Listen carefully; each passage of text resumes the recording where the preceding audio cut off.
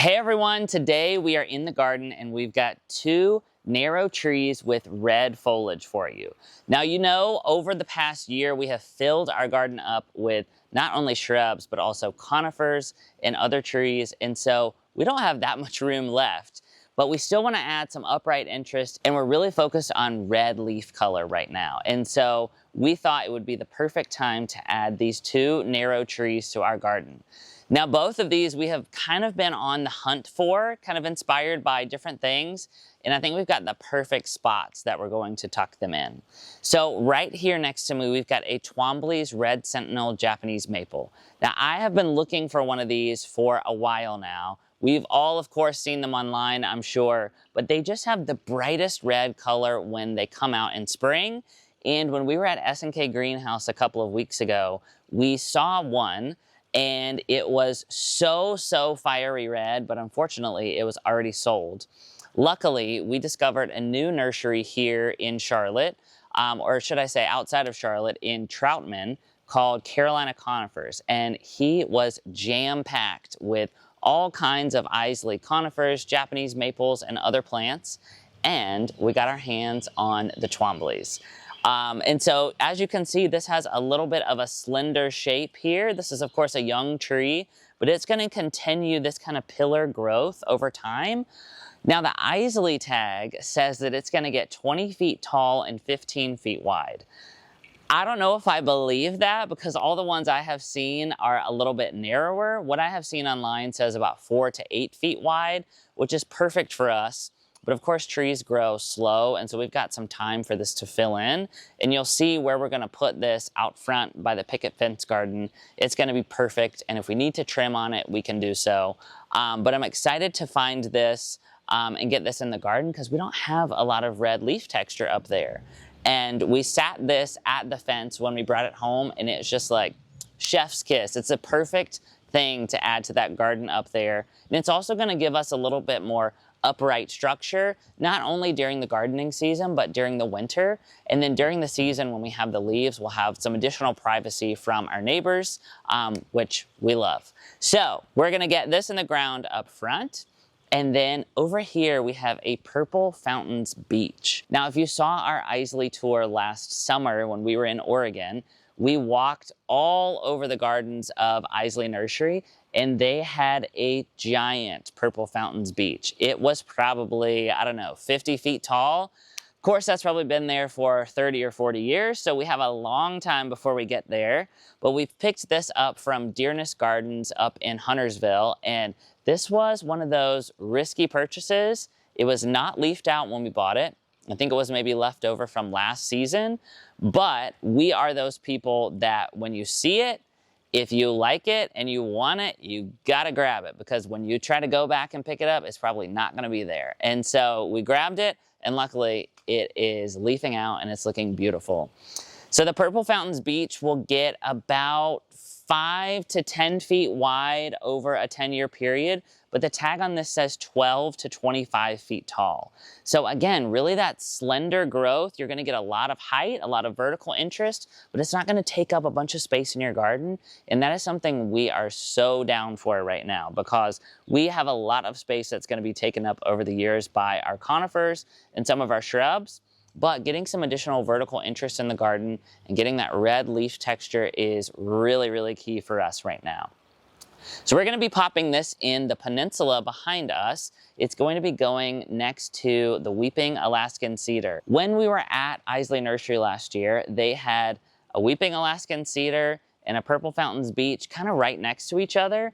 And I know oftentimes we think maybe don't plant two weeping plants next to each other, but it's just such a cool moment that they had. And so we're gonna kind of repeat that here in our garden, and that's gonna be another nice memory of our trip out to Oregon. You guys know we love to be sentimental with our gardening. It makes it feel like it's us, and it reminds us of fun trips that we've had over the years or special moments in our life.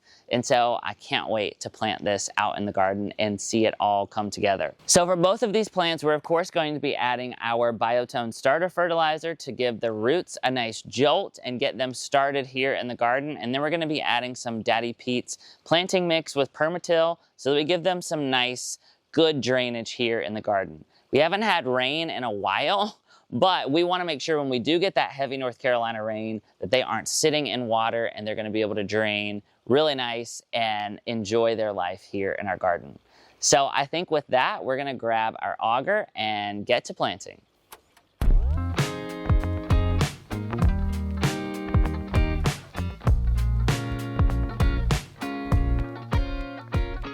All right, so we've got our Purple Fountains Beech in place, and I just love it. Like you said, between the Weeping Alaskan Cedar and the Skylands here, we've got our Bonnie Blue Spruce, and all the different colors of conifers are just really popping off. So this red is so helpful. And Tyler just let me know that the sort of orange color that we've got on it right now is just how it emerges in the spring. It's gonna sort of deepen to almost a black color. And that's one of the reasons we loved this when we saw it at Isley, was because it was sort of just this like glistening dark purple color. So I think it's gonna be really great. We also have some really pretty sort of silvery blue grass here. And then a few things here that we're gonna have to move, aren't we, Tyler? Yeah, well, there is also a Chatalpa right here in front of me. And we know that these can get kind of big, but this didn't really do that much for us last year. Nope. So I'm kind of not even considering this right now in planting the tree. We might leave this here, we might move this as well, but we do have a little verbascum right here in front of us that we do love, but now it's in the wrong spot. So we're gonna have to dig this up and carry it to a hole immediately, and then we'll be able to get the Purple Fountains Beech in its place. All right, let's do it.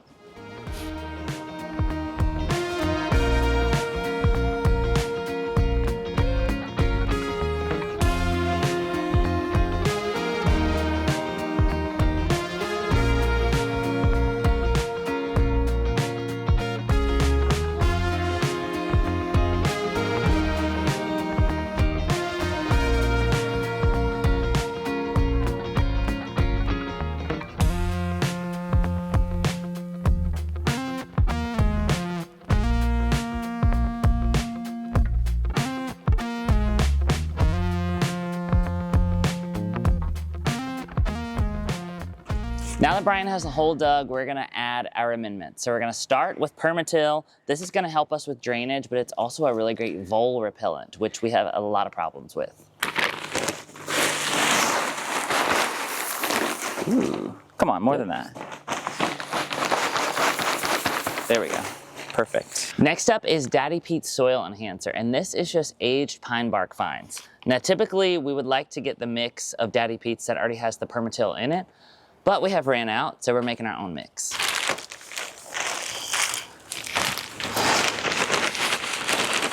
That's good. We're also adding some land and sea compost to the hole to add some nutrients back to the soil.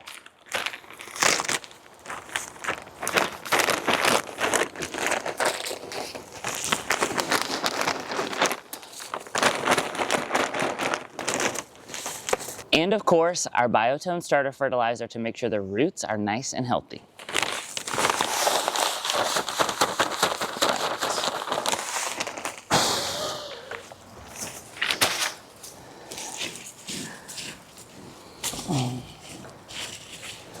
Let's do it. I'm scared. You're scared? Yeah, don't be scared. Plant it in there just like this. Gorgeous. That's like freaking perfect. Just scooch some of it over here to me so I can get it. Thank you. Perfect. It's in the perfect spot. So now we're just gonna water it in really good. I love it. Wow, it's so pretty. And there's drip on either side, so like it will get some water, but it's not gonna be overwhelmed. Yeah, it's perfect. And we planted it up. I really love it. All right, so we've got our Purple Fountains Beech in place, and I think it's so perfect back here in this corner. It's just sort of illuminating the back of the whole garden. And so like every view that you get of the garden, you really get this beautiful color, and I think it's so perfect. It just adds some nice contrast back here. I will say that over time, as with any garden, we're probably gonna have to move and shift some plants. There's a Pinky Winky Prime hydrangea back here behind us. There's a Baptisia literally right next to it. But, I mean, we've got some time for it to fill in. For now, we're gonna enjoy it the way that it is. Yes. All right, on to our next tree.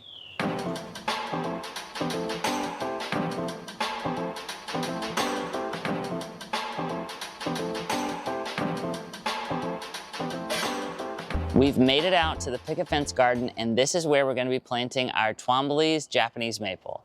Now we've got a Kensley Ghost honeysuckle on this side.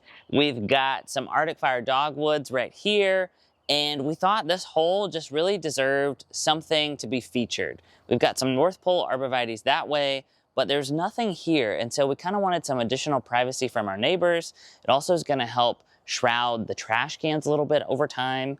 And like I said, this is probably gonna get about 4 to 8 feet wide. So we're gonna plant this as close to the fence as possible so that we don't have to eat into the driveway over here very much. But again, this is gonna grow columnar, almost like a pillar over time. It's not gonna do this big arching thing like a normal Japanese maple would. So I think it fits this spot perfectly. We also don't really have any red up here. And so I think this is going to be the perfect little accent plant. I did notice that some of the leaves on here are starting to turn green, and I'm interested to see how this performs throughout the season. We have a blood-good Japanese maple in the back garden, and while it is beautiful and red during the spring, it does go almost completely green during the gardening season. So we'll see how this one holds its color, but definitely in the spring and in the fall, it's gonna be a beautiful bright red pop. So I think with that, we're gonna get this in the ground.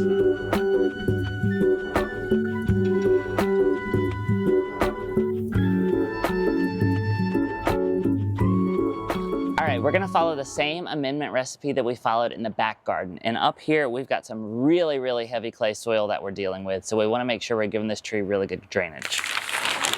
Permatill first. Then we've got our Daddy Pete's pine bark fines.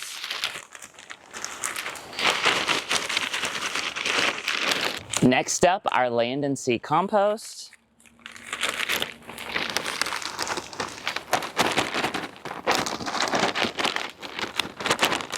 And our Biotone starter fertilizer.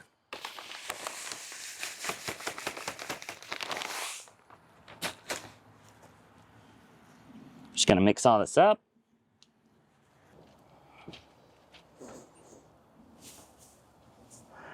Oh yeah, it's pretty good to me. Beautiful.